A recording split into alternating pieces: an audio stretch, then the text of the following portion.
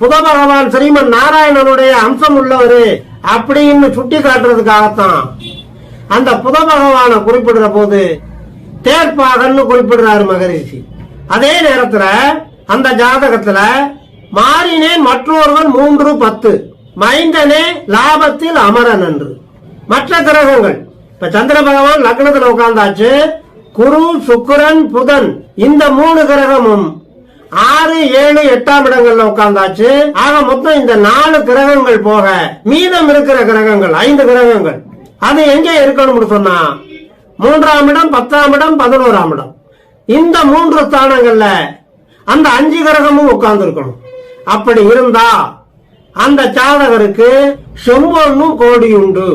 ஒரு பொண்ணுன்னா ஒரு பவுன் நம்ம கணக்கு வைக்கணும். 8 கிராம் தங்கம், கோடிக்கணக்கான பவுன்கள் தங்கத்தாலான ஆபரணங்கள் அந்த ஜாதகருக்கு உண்டுன்னு அர்த்தம்.